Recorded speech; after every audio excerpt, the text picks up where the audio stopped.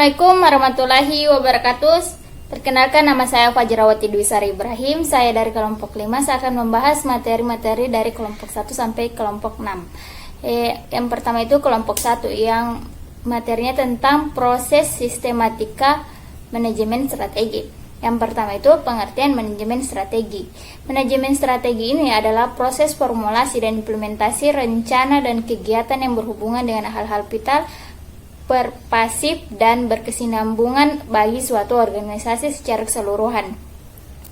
Yang kedua itu tujuan strategi. Tujuan strategi ini membutuhkan komitmen dan dukungan dari semua pihak, sumber daya manusia mengenai visi misi lembaga pendidikan untuk mencapai pengertian yang berkomitmen dari semua eksekutif maupun pelaksanaan. Yang ketiga, manajemen strategi dalam proses. Yang pertama itu perumusan strategi.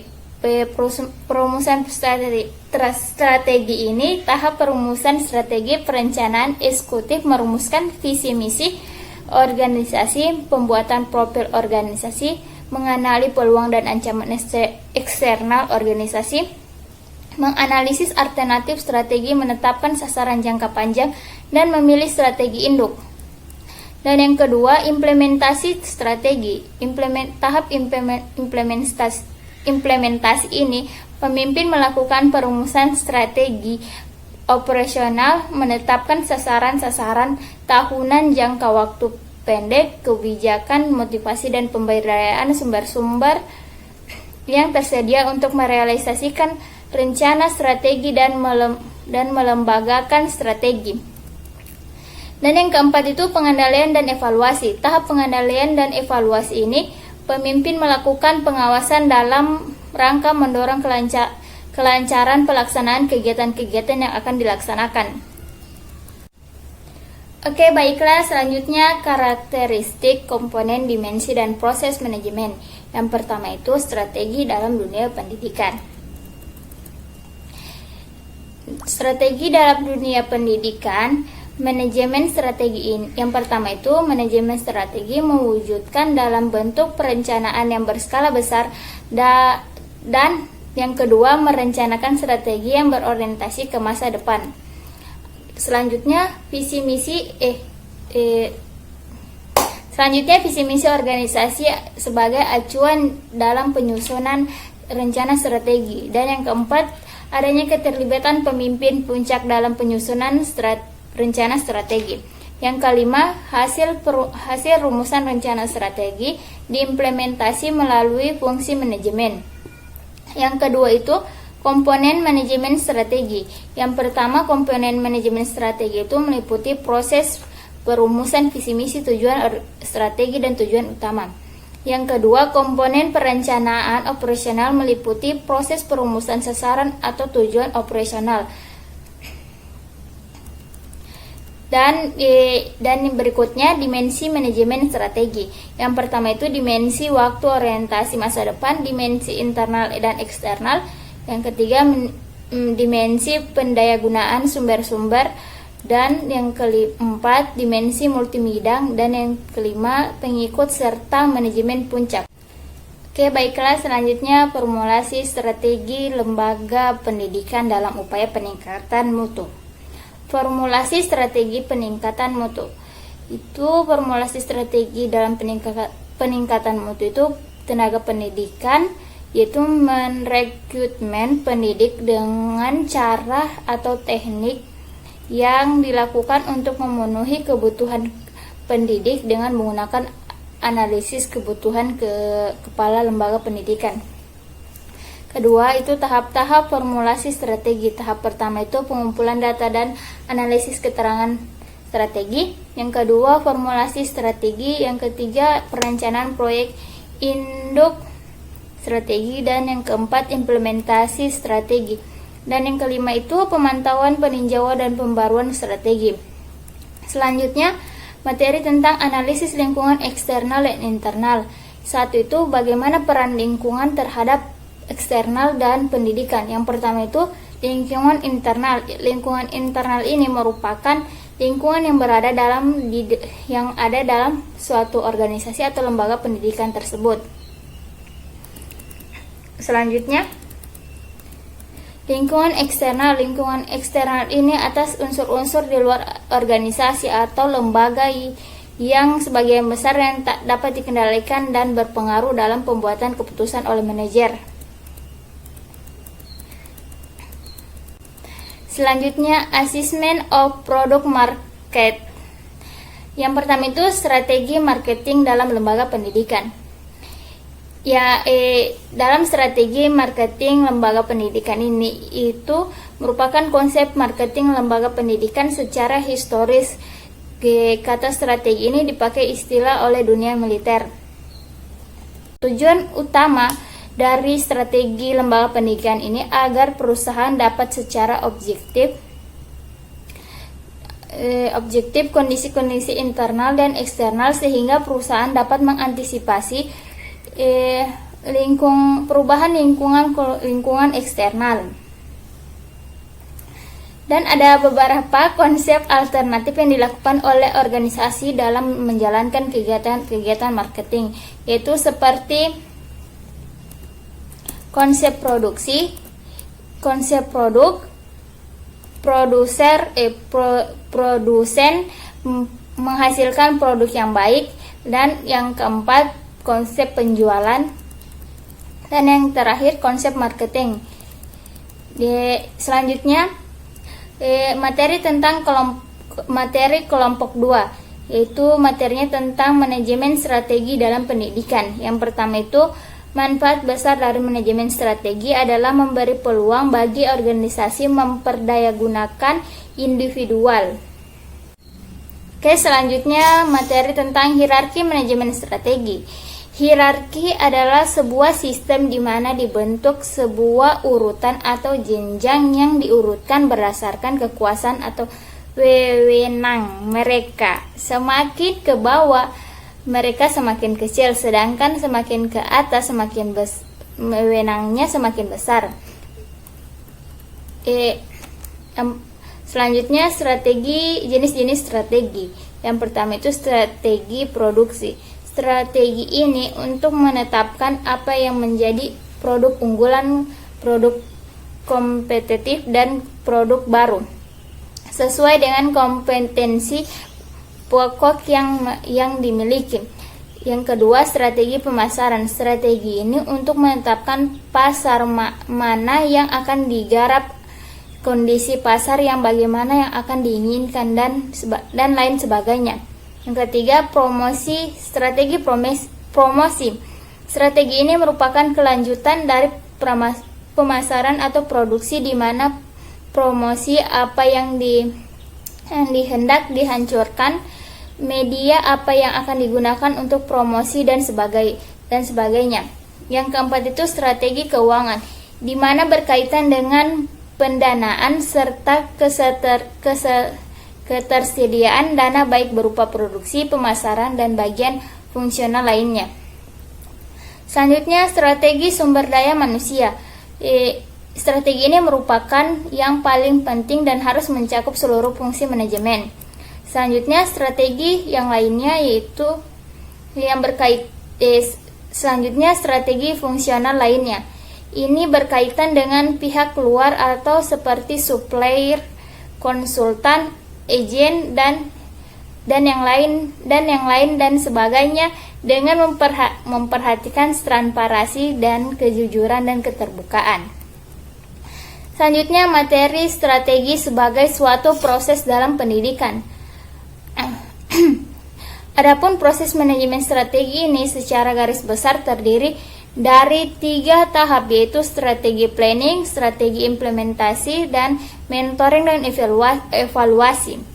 Penetapan visi misi dan tujuan secara proses bisa termasuk dalam strategi planning. Demikian juga penataan atau analisis terhadap faktor internal dan eksternal organisasi. Selanjutnya, anatomi manajemen strategi dalam pendidikan adalah uraian yang mendalam tentang suatu ilmu yang melukiskan letak dan hubungan bagian-bagian tubuh makhluk hidup.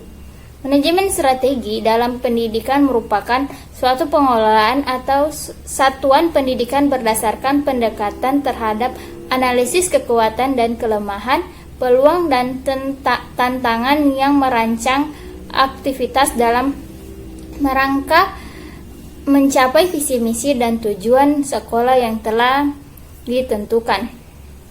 Selanjutnya, evaluasi konsep manajemen strategi. Menurut Ansop selama abad kedua, evaluasi dari manajemen strategi ini ada terbagi menjadi dua jenis, yaitu sistem penentuan posisi atau perencanaan jangka panjang, perencanaan strategi, manajemen posisi strategi.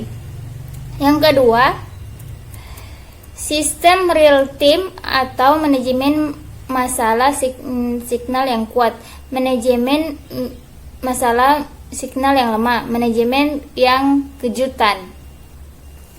Dan selanjutnya kelompok 3, yaitu materinya tentang lingkungan kompetitif dan analisis biaya perencanaan strategi pendidikan.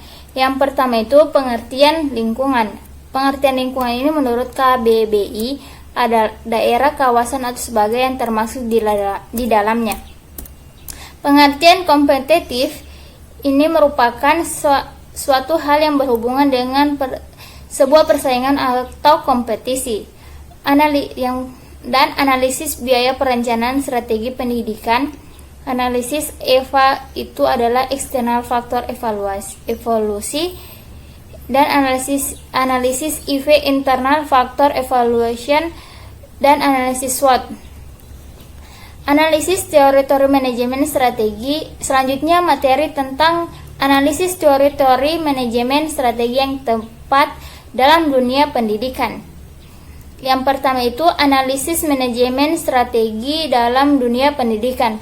Dalam dunia pendidikan merupakan suatu pengelolaan atau suatu pendidikan yang berdasarkan pendekatan analisis kekuatan, kelemahan, peluang, dan tantangan yang untuk merancang aktivitas dalam rangka mencapai visi misi dan tujuan sekolah yang telah ditentukan.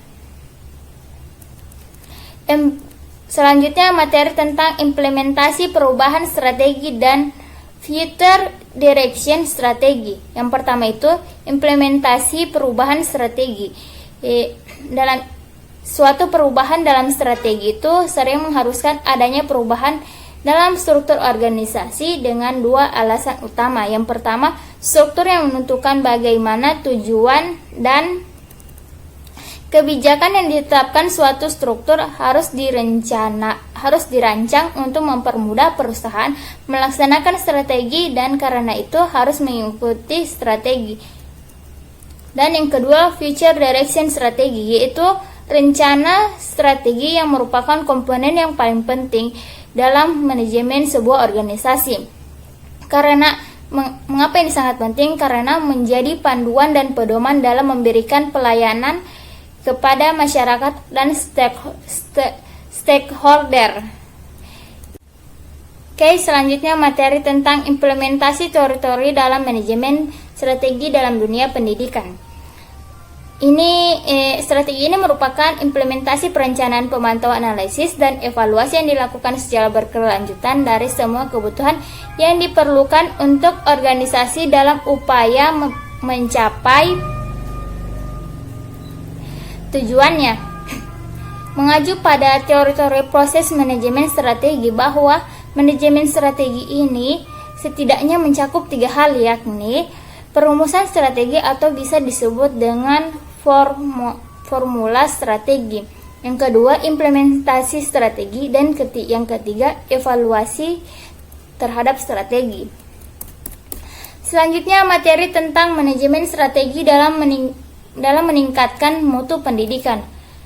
Ini merupakan suatu metode atau peningkatan mutu yang bertumpu pada lembaga itu sendiri, mengaplikasikan sekumpulan teknik berdasarkan pada ketersediaan data, kesetiaan data yang kuantitatif dan kualitatif, dan pemberdayaan suatu komponen lembaga pendidikan untuk secara berkesinambungan meningkatkan kapasitas.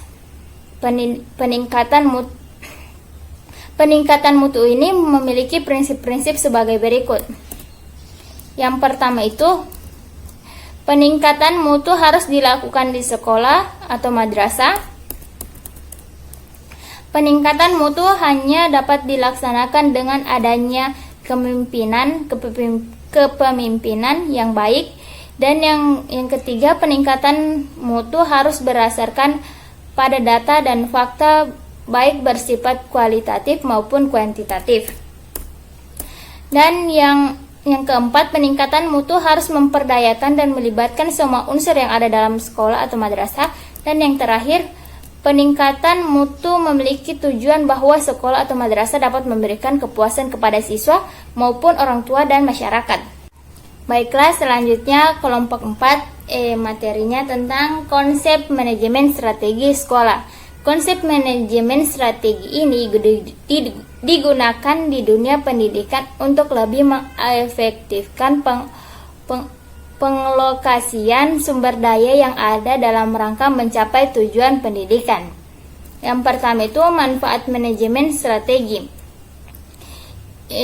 Manfaatnya itu memberikan arah jangka panjang yang akan dituju untuk membantu organisasi berpartisipasi pada perubahan-perubahan yang terjadi. Selanjutnya, yang kedua, implementasi manajemen strategi. Karakteristik manajemen strategi ini, dimensi manajemen strategi, dimensi yang berkualitas. Selanjutnya, materi tentang tahap-tahap dalam manajemen strategi pendidikan. Menurut David menjelaskan bahwa proses manajemen strategi terdiri dari 5 tahapan, yaitu menetapkan arah dan misi organisasi, memahami lingkungan internal eksternal, dan yang ketiga perumusan strategi formulasi,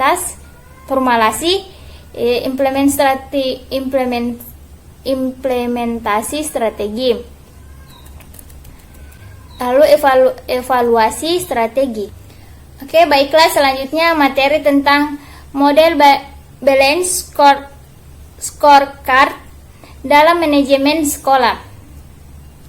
Ini ditemukan oleh Robert Kaplan dan David Norton, menerjemahkan misi strategi sekolah ke dalam bagian tujuan dan ukuran yang tersusun dari 4 perspektif, yaitu perspektif keuangan, di mana sekolah diharapkan dapat memberikan layanan pendidikan yang lebih baik kepada masyarakat. Selanjutnya, kesalahan dalam proses manajemen strategi. Kesalahan yang berhubungan dengan penggunaan strategi ini terdiri dari beberapa hal ya. Yang pertama itu ketidakmampuan berpikir secara strategi. Yang kedua, ketidaktepatan penggunaan dalam peningkatan manajemen. Dan yang ketiga, terlalu menekankan pada bentuk dan prosedur. Dan yang keempat, terpisah dari lingkungan. Dan yang kelima, cukup untuk mencapai jangka pendek. Dan yang keenam, ketidaktepatan penggunaan sumber daya. Dan selanjutnya, tujuan manajemen strategi dalam dunia pendidikan. Tujuannya, manajemen strategi dalam dunia pendidikan ini merupakan suatu pengelolaan satuan pendidikan berdasarkan pendekatan terhadap analisis kekuatan, kelemahan, peluang, dan tantangan untuk merancang aktivitas dalam rangka mencapai visi, misi, dan tujuan sekolah yang telah ditentukan. Selanjutnya, itu kelompok saya sendiri, yaitu kelompok 5. Tapi judulnya itu tentang penggunaan manajemen berbasis sekolah dalam peningkatan mutu. Manajemen peningkatan mutu sekolah adalah mengaplikasikan sekumpulan teknik yang mendasar pada kesediaan data dan pemberdayaan sekolah untuk secara berkeseimbangan meningkatkan kapasitas dan kemampuan organisasi sekolah guna memenuhi kebutuhan peserta didik dan masyarakat. Penjaminan mutu pendidikan dalam konsep manajemen berbasis sekolah ini menurut Moharman antara lain sistem pemilihan dan menempatkan kepala sekolah dan guru atas profesionalisme. Dan yang kedua, profesionalisasi bukan hanya pengelolaan pada jenjang dan jenis pendidikan. pendidikannya saja dalam suatu sistem. Dan yang ketiga, mengakomodir aspirasi orang tua dan peserta didik dan stakeholder, dukungan partisipasi yang kuat dari lingkungan masyarakat dan orang tua peserta didik. Oke, baiklah, selanjutnya materi saya sendiri yaitu tentang efektivitas model penyelenggaraan manajemen berbasis sekolah. Efektivitas manajemen berbasis sekolah ini berarti bagaimana MBS ini berhasil melaksanakan suatu tugas pokok sekolah, menjalin partisipasi masyarakat, mendapatkan serta memanfaatkan sumber dana, dan sumber belajar untuk mewujudkan tujuan sekolah.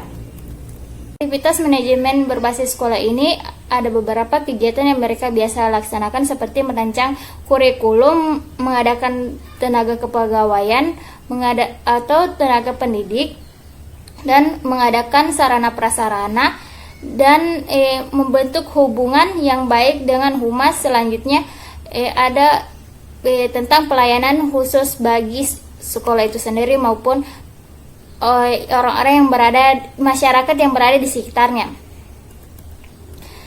Selanjutnya materi tentang peran dan partisipasi masyarakat terhadap sekolah. Proses partisipasi atau peran serta masyarakat dengan orang tua ini, orang tua peserta didik dalam lingkungan sekolah adalah untuk mengambil masukan, keputusan, dan mengumpulkan dukungan-dukungan yang membutuhkan persiapan sehingga pembangunan nasional seperti pendidikan dapat mendorong dan meningkatkan mutu sekolah. Peran kerjasama antara masyarakat dan masyarakat tersebut hendaknya memperhatikan beberapa prinsip sebagai berikut. Inti partisipasi adalah kemitraan. Yang kedua, adanya kemanfaatan dan keuntungan bersama partisipan. Dan yang ketiga, memberikan suara atau voice, memberikan peluang hadirnya partisipasi. Partisipasi pengakuan keberadaan dan hak orang lain sangat penting untuk mengundang partisipasi mereka. Dan yang keempat itu keterbukaan dan transparan merupakan partisipasi untuk mengundang dan memelihara partisipasi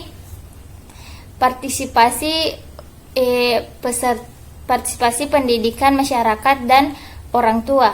Dan yang kelima, mempercayai atau mutual stroke menjadi jiwa partisipasi pendidikan oleh masyarakat dan orang tua. Selanjutnya materi tentang perumusan sasaran jangka panjang dan strategi induk dalam pendidikan dalam dunia pendidikan. Yang pertama itu menentukan sasaran jangka panjang. Yang pertama itu perumusan misi yaitu pencitraan bagaimana sekolah yang seharusnya bereksistensi. Yang kedua, asesmen lingkungan eksternal, yaitu mengakomodasikan kebutuhan lingkungan akan mutu pendidikan yang dapat disediakan oleh sekolah. Yang ketiga, asesmen organisasi, yaitu merumuskan dan memperdayagunakan sumber daya secara optimal. Dan yang keempat itu perumusan tujuan khusus, yaitu penjabaran dari pencapaian misi sekolah yang ditampakkan dalam tujuan sekolah dan tiap-tiap mata pembelajaran. Dan yang terakhir, penentuan strategi. Selanjutnya materi tentang mentoring dan evaluasi strategi dalam pendidikan. Mentoring dan evaluasi ini merupakan kegiatan yang ditunjukkan untuk memantau pelaksanaan pembelajaran, mencakup perencanaan program, mengimplementasikan, mementoring, dan mengevaluasikan program-program yang ada di sekolah. Tujuan mentoring dan evaluasi pembelajaran ini adalah yang pertama itu menyediakan informasi yang relevan dalam waktu dan pelaksanaan kegiatan pembelajaran yang akan membantu pembuatan keputusan manajemen yang efektif. Yang kedua, mengetahui bahwa kegiatan pembelajaran yang dilaksanakan sesuai dengan yang direncanakan. Dan yang ketiga, mengetahui rencana pembelajaran yang dibuat sesuai kesesuaian dengan kurikulum. Dan yang keempat, memberikan masukan terhadap pengambilan keputusan berkaitan perlu atau tidaknya inovasi dan revisi dalam kegiatan pembelajaran. Selanjutnya, kelompok 6 materinya tentang konsep manajemen strategi atau framework manajemen strategi. Konsep manajemen strategi adalah perencanaan atau pemantauan analisis dalam penilaian yang berkelanjutan dari semua kebutuhan yang dibutuhkan organisasi untuk memenuhi tujuan dan sasarannya. Pada hakikatnya, manajemen strategi ini merupakan konsep yang menembus waktu untuk memperoleh manfaat dan mengembangkan strategi yang inovatif dan mengatur siasat untuk mengalahkan para kompetitor. Selanjutnya, materi tentang visi, perumusan visi dan misi dalam pendidikan. Yang pertama itu pengertian visi misi. Visi itu merupakan gambaran tentang masa depan atau future yang merealistiskan dan ingin mewujudkan dalam kurun waktu tertentu. Sementara misi adalah pernyataan mengenai hal-hal yang harus dicapai oleh organisasi bagi pihak yang berkepentingan di masa datang. Dan yang kedua, perumusan visi misi dan dunia pendidikan. Bagi suatu organisasi, visi memiliki peran yang penting dalam menentukan arah kebijakan dan strategi organisasi. Merumuskan visi misi dalam lembaga pendidikan tersebut ada beberapa hal yang harus diperhatikan dalam merumuskan sebuah visi, antara lain, visi harus memberikan panduan atau arahan motivasi. Visi harus disebarkan di kalangan anggota organisasi atau stakeholder. 3. Visi harus digunakan untuk menyebarluaskan keputusan dan tindakan organisasi yang penting. Dan sedangkan misi, ada beberapa hal yang harus kita perhatikan dalam merancang misi tersebut. Yang pertama itu pernyataan misi. Sekolah harus menunjukkan secara jelas mengenai apa hendaknya yang dicapai oleh sekolah. Yang kedua, merumuskan misi sekolah selalu dalam bentuk kalimat yang menunjukkan atau tindakan dan bukan kalimat yang menunjukkan keadaan sebagaimana pada perumusan visi. Selanjutnya, suatu indikator visi dapat dirumuskan lebih dari satu misi, antara lain indikator visi dengan rumusan misi atau ada keterkaitan antara benang merahnya secara jelas. Selanjutnya, misi sekolah menggambarkan tentang produk atau pelayanan yang akan diberikan masyarakat. Yang kelima, kualitas produk atau layanan yang ditawarkan harus memiliki daya saing harus memiliki daya saing yang tinggi, namun disesuaikan dengan kondisi sekolah. Selanjutnya, materi tentang pelembagaan strategi pendidikan. Pelembagaan strategi akan lebih menjamin operasionalisasi yang dengan tingkatnya efisien dan efektivitas yang tinggi. Terdapat 3 elemen organisasi melalui mana yang pelembagaan strategi yang sifatnya mendasar untuk dilakukan, yaitu struktur organisasi, kepemimpinan dalam organisasi, dan kultur yang dianut oleh organisasi. Selanjutnya, materi tentang operasional strategi sekolah. Yang pertama itu, operasional itu merupakan aspek yang terpenting karena tanpa adanya operasional maka tidak ada yang akan bisa dikerjakan. Pengertian dari manajemen operasional sekolah tentu tidak terlepas dari manajemen pada umumnya, yaitu Mendukung unsur adanya kegiatan yang dilakukan dengan mengkoordinasi berbagai kegiatan dan sumber daya untuk mencapai tujuan tertentu.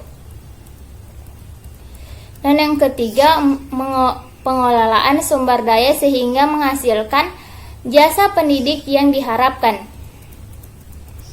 Selanjutnya, manajemen materi tentang manajemen strategi sekolah dalam menghadapi persaingan mutu. Yang pertama itu pendekatan strategi dalam peningkatan mutu. Itu bisa menyusun perencanaan sesuai kemampuan dan potensi yang dimiliki, mengoptimalkan daya sumber untuk mencapai tujuan yang akan dicapai. Selanjutnya, merespon isu strategi seperti manajemen berbasis sekolah, kurikulum berbasis kompetensi, dan pembelajaran konseptual, pembelajaran yang